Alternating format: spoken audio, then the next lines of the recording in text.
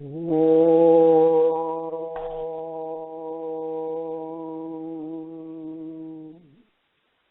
Gurubhyo Namaha. Harihi Om. Sumukascha Ekadantascha Kapilo Gajakarnakaha. Lambodharascha Vikato Vignarajo Vinayakaha. Dhumaketurganadhyakshaha Palachandro Gachananaha. Vakratundah Surpakarno Herambah Skandapurvajaha. Shuklam Baradharam Vishnum Sasivarnam Chaturbhujam. Prasannabalanam Dhyayet Sarva Vignopasantaye. Yasyat Viradavakradhya Parishadhya Paraskatam. Vigham Nidhanti Satatam Vishwaksenam Tamasraye. Guru Brahma Guru Vishnu Guru Devo Maheswaraha. Guru Sakshat Parabrahma Tasmai Shri Gurave Namaha. Satchidananda Rupaya Krishnaya Aklishtakarine. Namo Vedanta Vedhyaya Gurave Buddhisakshine. Krishnadvaipayanam Vyasam Sarvabhutahite Ratam. Vedabcha Bhaskaram Vande Samadhi Nilayam Munim.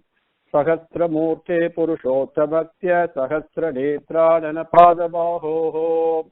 Sahasranamnam Stavanam Prachastam Niruchyate Janmajaradishantyai. Bhavan and Bhavan Grace, let us move on. We came up to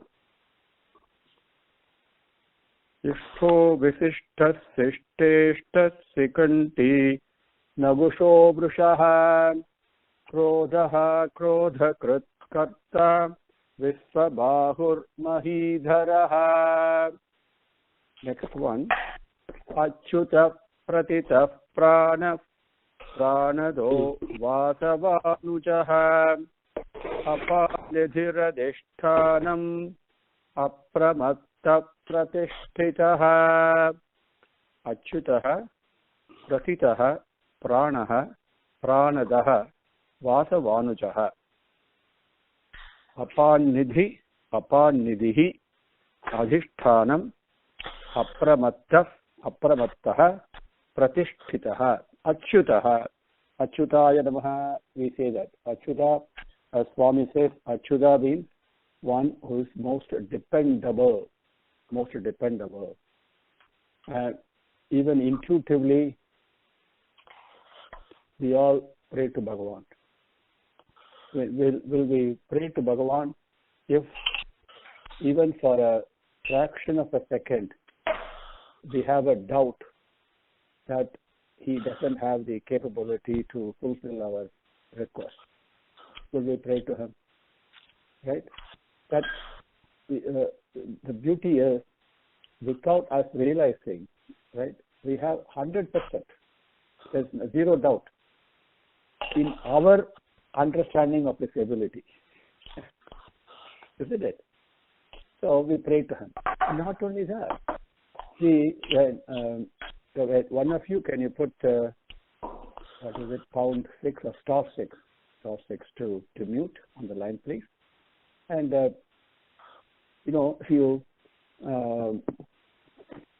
in India, it is very common, isn't it? When you want something to be repaired in your house and the mechanic comes, you tell him, okay, come there tomorrow, the plumber to come and repair. He says, okay, I'll come tomorrow. And the interesting thing is, when tomorrow comes, and I remember asking this to my relatives in India, but the plumber said, no, that's what he will say. Let us see whether he shows up or not. So he's not dependable. He says he will come, but he's not dependable. He always has an excuse, right? But Swami is not like that. He's 100% dependable. Literally, why? Because we even think in our own life. I'm sure I would have shared with you all at least once, if not more than once in the past, but always good to go through this again. We all tend to believe science more readily. But we tend to believe our intelligence more readily than our intuition, isn't it? The intuitive knowledge is supreme, right? Now, we all know when a child grows up, it's a toddler, it tries to take a couple of steps, it falls down a number of times, right? And then finally it manages, gets the balance and starts walking. And parents are all very happy. Oh, the children has started walking and child has started walking and all that. Why does the child fall first to begin with? That is the law of physics, center of gravity. Our body's center of gravity is such that all of us, regardless of how tall or how short we all know. The moment I'm standing with both legs, well spread out and all that, balance is there, no problem. Unless there's a huge gale of a wind that pushes me down, that's different. But I stand, no problem. That the center of gravity is well aligned, I am not falling down. But the moment I take one step forward and put it ahead of me, then the center of gravity of the body shifts in such a way that it is no longer stable. So you have to fall according to the law of physics.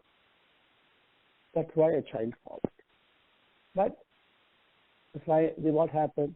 The child tries, and how does it learn? How did we learn the skill of not falling?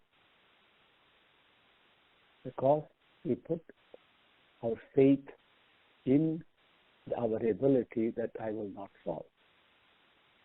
That's all. The moment I think I'm going to fall, you will fall, right? But I know that faith is subliminal. It is there in the substratum. What am I depending upon? What is it that foundation that I built that faith on? That thing is Bhagavan. Isn't it? Think for a second. We don't have 4 legs, right? As an example I'm giving. Just as an example of walking I gave, right? Now, the other thing is when you look at, so many things happen in our life, right? We all go through ups and downs, right? That happens in everybody's life, regardless of who each one of us is, right? Different types of, we call them challenges, problems. That's all our terms, right? As somebody asked me in one of the things, how do you meet this challenge? Is it a challenge or a problem? Okay. And by Swami's grace, my answer was, which they all seem to like very much, which is what I believe, it is neither a challenge nor a problem. It is just an experience. And Bhagavan supports you through all that, isn't it? That fundamental substratum, the dependability. Right? You all know the story of the footsteps on the beach sand, right? On the beach, the sand on the beach by the ocean. You know the story of those footsteps, right? If you're not, let me share that with you. So, one devotee, for lack of a better term, I'm using very loosely. So he was walking on the beach, and he saw there are 2 steps, like 2 steps. So one was he could see for Swami Bhagavan, and you are with me, and I'm holding your hand, and both of us are walking together. So you can see the 2 sets of steps. And after some time, the 2 sets of steps vanished, and there was only 1 set of steps. So he was asking, what is this? Bhagavan, I'm holding your hand, we are walking on this, all of a sudden you let me go. And then Swami tells them, no. That is the period when you are undergoing some suffering. I was carrying you in my hand. You understand? So Bhagavan is always carrying us. We are all in his palm. So please remember that. Okay? How high I fly, how low I go doesn't matter. But that dependability is achyutaha. Okay? What can be dependable, really? Now, can I depend on my health? Think. Can I depend upon my intelligence? As I grow, all these things, my body, right? My wealth, my reputation, popularity, power, whatever you take in life, our children, they all go through 6 changes in existence. Okay? Changes, or they appear. Right? First we call them birth. Appear. Then they grow. Okay? As they grow, they also change. Then, that is number 3. Number 4 is they reach a peak. After that, they start declining. And then they disappear. All these 6 things are applicable to everything in the world. Okay? Now, here, Bhagavan does not have any of these, because in Sanskritam the word is vikara. Vikara means change.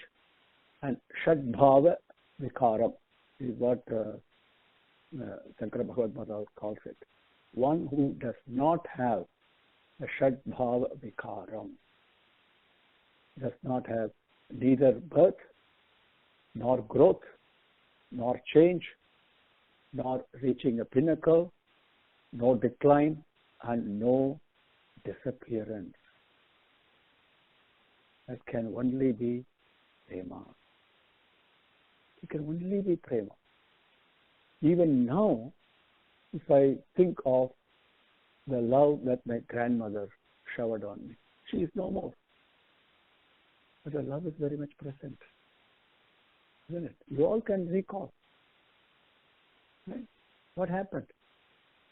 You can still relive. Love never vanishes. Okay?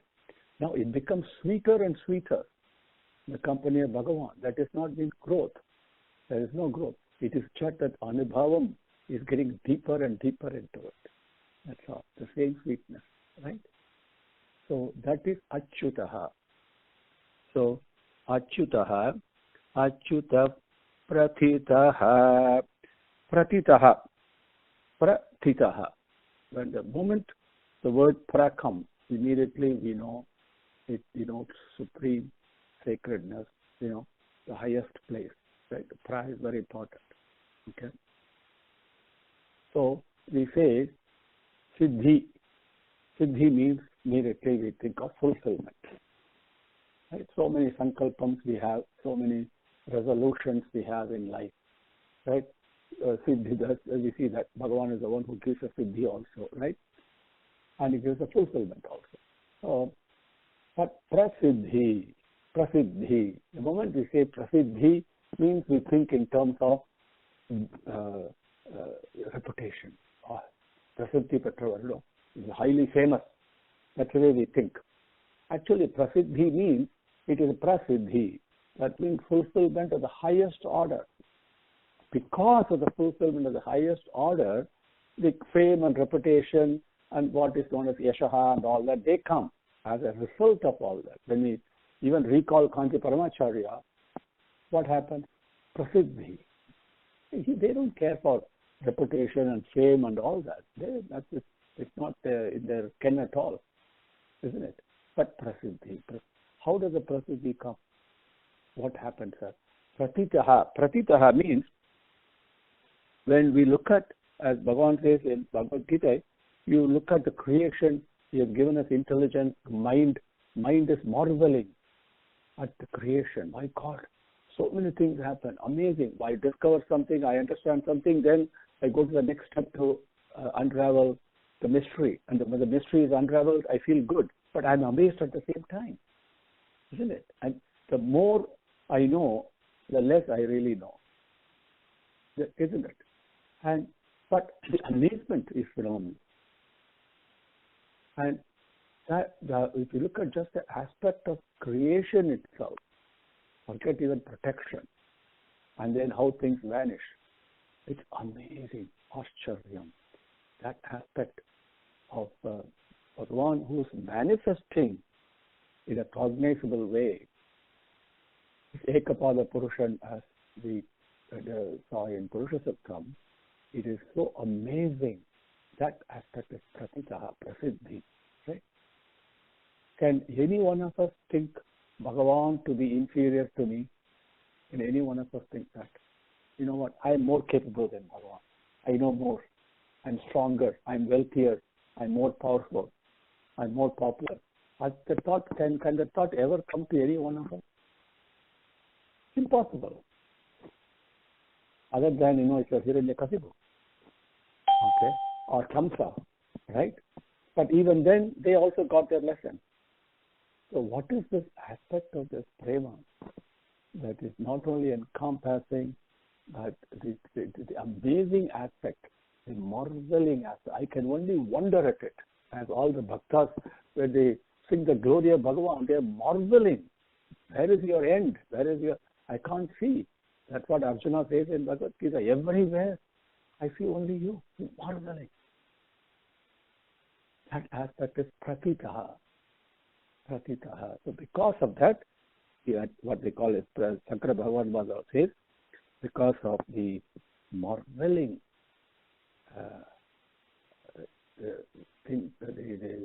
the beauty of creation that is unfolding all the time, the prasiddhi, then the prasiddhi. And Mahan Kirtya is what Taittiriya Upanishad says. His Kirti is the greatest. That is Pratitaha. See, Bhagavan, why sir, how do you say Bhagavan's Kirti? Hiranyakasipu wanted, Hiranyakasipu Sahasranamam and all, right? So, and all these people, they want their and fame to be and power to be recited, all right? And of course, which Tyagaraja refused, okay? That's the difference between Tyagaraja and other singers. But the interesting thing is, so when somebody's stories and glories, accomplishments and achievements are narrated, we can listen to it maybe a little bit, 5 minutes, 10 minutes, whatever. And you listen to it a second time, it becomes tiring. Third time, it becomes boring actually, isn't it?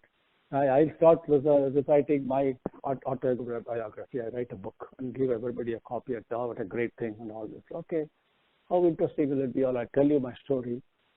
And okay, you might listen out of politeness for 5 minutes maximum, maybe 10. And if I start narrating the same story again tomorrow, what will happen? But Bhagavan's stories and glory, exactly the opposite takes place, isn't it? We all know. The more I listen to it, the more I want to listen to it. The sweeter it becomes. I know the story, end of the story I know. Next page in Sundarakanda, what is going to happen, I know, but it doesn't matter. What is it? That is pratitaha. Pratitaha. You understand? That is prasiddhi. Okay. Achyuta pratita pranaha. Pranaha, we saw in Slokam. We know immediately prana means our life force, right? When we breathe out, okay, that is called prana. Why? Because the moment you breathe out, you have that supportive force, that energy, we would call it, that Shakti in the air that is breathing out, also makes us breathe in till the allotted time, right? Then that says, okay, I've had enough of this body, then it goes away. That is different, final thing. But what is so important about breathing in? What is happening there? We all know oxygen and all this thing, but no, where does it come from? We saw in Purushottam, that is the Vayu that is created by Bhagavan, the aspect of Bhagavan. That is what we call as energy-giving element, right? Life force for us to sustain this wooden thing, we call it body. So that pranaha, who is present in us in that form, in the life force, we call it, right? We call it life force. Because of that life force only, the heart is beating. Because of that only, the blood is circulating. Because the blood is circulating, all the various parts of the body are able to function. Right? We all know that. Now, that pranaha is the 5 aspects to it. All of them is Bhagavan. Okay, the one aspect we saw, pranaha, breathing out. The other aspect is breathing in. See how beautiful, how marvelous Bhagavan's creation is. When you think about it, it can't possible even for human mind to conceive of a design to do this. Amazing it is. And then breathing in alone is not enough. It has got to spread throughout the body for the life force. That is the third aspect, called Vyanan. Right? Once the time has come and this body has lost its utility, its time has come, then the air that is present in the body goes out. Not the air that you breathed in, the air that is present in the body. And when it goes out, what happens to it? It blends, becomes one with the Vayu that is present. So those 5 aspects, prana, that Bhagavan, that we are touching him, we are embracing, or he is embracing us, each one of us, through the 5 aspects. Pranaha, pranadaha. So because he is pranan, he is also the one who is giving us. Daha means to give. Okay? So giving us that life force to continue, so that I can recite his name with my mouth, right? I can hear his glory with my ears. I can see his form everywhere with the eyes given. That's the reason this body is given. Right? So pranadaha. So achyuta pratita prana pranadaha vasavanujaha. Vasava anujaha. Now, here we all have, the lineage has come from Kasyapa Muni. Okay? Kasyapa Prajapati, you would have heard the name. He had 2 wives, Atiti and Diti. Right? Now, Atiti or the Atiti's sons are Adityas, okay, and Diti's sons are Daityas. Okay, but then other, not only that, limited to that, because he gave progeny to so many other forms, right? In that, as one of Atiti's sons is Indra. Vasavanuja, Anujaha means brother, Ramanuja. We say Ramanuja means what? Ramanuja means Lakshmana. Rama Anuja, right?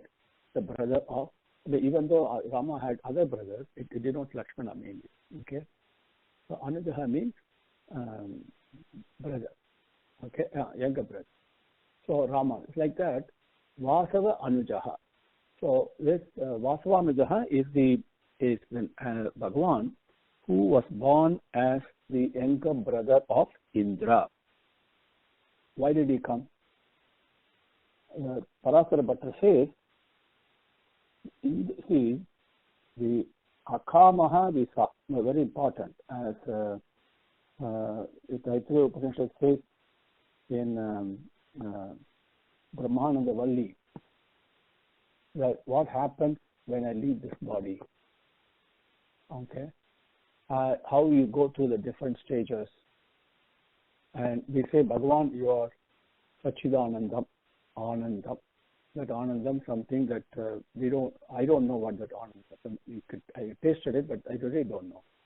That's not the Anandam we experience in life. It is something supreme phenomenal.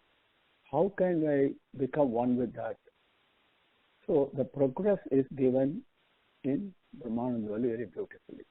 What happens? Pitrus, then Indra, then, Karma Devas, so many Devas are there. Then Brihaspati, like that it goes.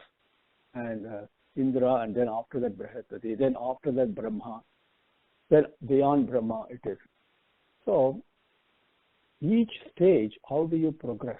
How do I get This is so fundamentally important. I want to keep repeating this in just about every session we have together. You'd hear me say this. Just about every session, And I don't know how many have really caught on this message, but it occurs to me, so I'll keep on repeating it. Okay, because that's the truth. The more sacrifice you make, the happier you are. Simple algorithm. Saga yajnaha prajaha srishtva purovacha prajapatihi. Bhagavan explains very clearly in Bhagavad Gita, in Adhyayam 3, Slokam number 10, if I remember right. Hey, Muttale, I just not created you. Don't think you have created this body and mind and all that. No. Along with that, saha yajnaha prajaha, along with sacrifice, I created human being. It's the other side of me is a sacrifice. So remember that. Align yourself with that. Then all the devas will be pleased and all your desires will be fulfilled. That's what the Slokam says. Okay? So the more sacrifice I do, the more I give up, the happier I become. The more I acquire and hold on, the more sad and miserable I become. Simple algorithm. Why it is so difficult for people to understand, I don't know that. But it is so simple. Seriously. You're so confused. The moment I give up something, whatever it is, definitely the happiness immediately, simultaneously, kshanam, instantly it happens. But I'm seeking only acquiring. So misery comes. You understand? So, coming back to Vasavanujaha, Indra had at a level of bliss that is higher than mine, because he is less selfish than me. Let me put it that way. Put it in another algorithm. The more selfish you are, the less happy, more miserable you will be. I don't care how much money you have, power you have, right? You must share. Really, Vasudeva Kudumbakam is the truth. But there's no point in just reciting it with mouth and saying, ha. No, you must really think everybody is part of me. That is so important. Then you live with certain codes and conduct. Yeah, that is important. Now, Indra had a desire for Amritam. Bhaktas, really, if you look at Sukamani, they have no desire. Swami is no desire. It's all you want. The only desire is, please, I am at your lotus feet, don't kick me from there. Keep me there all the time. That's some bhaktas request like that. Others say, I don't want anything. I have you. What else I want? That's what Dhruva says. I don't want anything. I have you. Right? So the desirelessness is the final stage. Even Brahma, there's a stage beyond Brahma, because Brahma had the feeling of separation. You understand? That feeling of separation is there from Bhagavan. But Indra had a desire for Amritam, nectar. So Vasavanujaha, Bhagavan came as the younger brother of Indra to give him that Amritam, when the Kshetrasagar and the churning of the milk ocean. So Vasavanujaha. Pranadho Vasavanujaha Apam Nidhi. Apam Nidhi. Apam Nidhi means Apam Nidhi. Apa means water. Nidhi. Nidhi means the one who gives you. Not only, somebody must have that entity to give you that.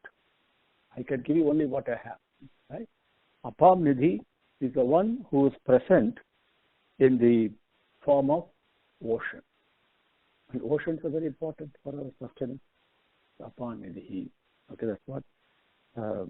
As Bhagavan says, Sankara Bhashyam says, present in the form of ocean. And Krishna Bhagavan says in the Bhagavad Gita, among the various forms of water, I am present as the ocean. That does not mean he's not in a river and all that, but the most prominent one. That is what he says. Where do I look for you, Swami?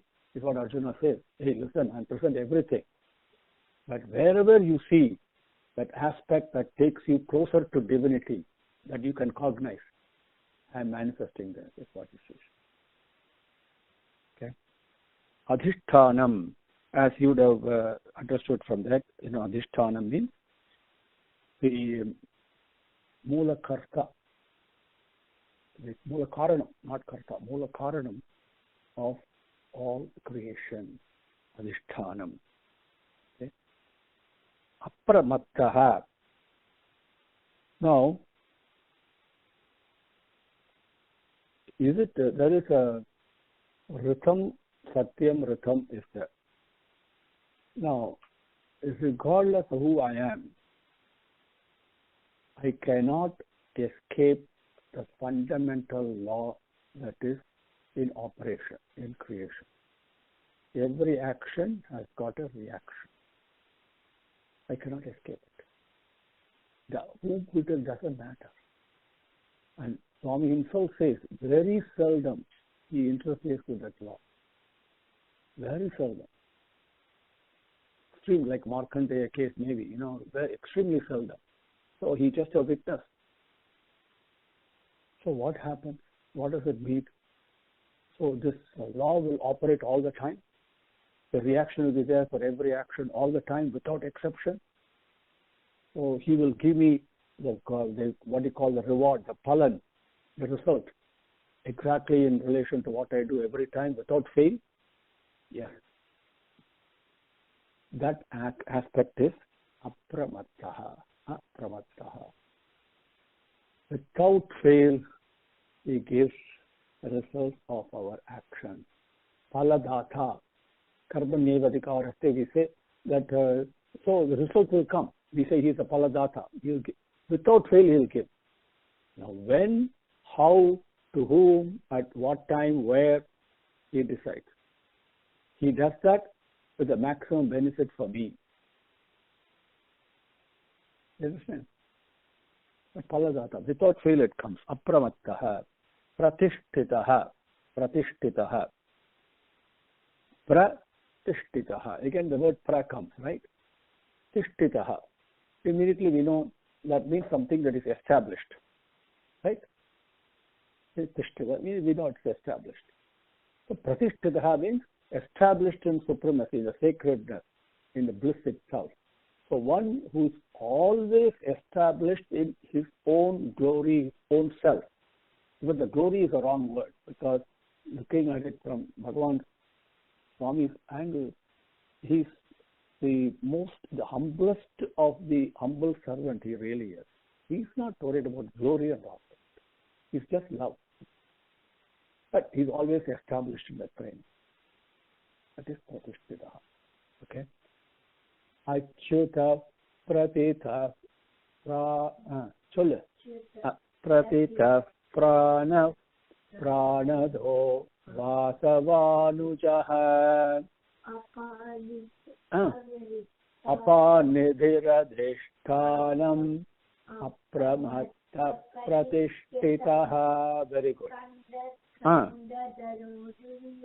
Varado Vayuvahanaha Vasudevo Brihadbhanur Adideva Purandaraha. Now, the next slokam, that slokam we'll take up in next class, okay? Now you stay here. Next class we are going to have, you can recite Sahasranamam, okay? Very good. You are welcome, Karna. You are reciting so sweetly. May God bless you, okay? Okay. Om Shri Gurubhyo Namaha Harihi Om Samastalokaha Sukhino Bhavantu Samastalokaha Sukhino Bhavantu Samastalokaha Sukhino Bhavantu. Om Shanti Shanti Shanti. Harihi Om. Shri Gurubhyo Namaha. Harihi Om.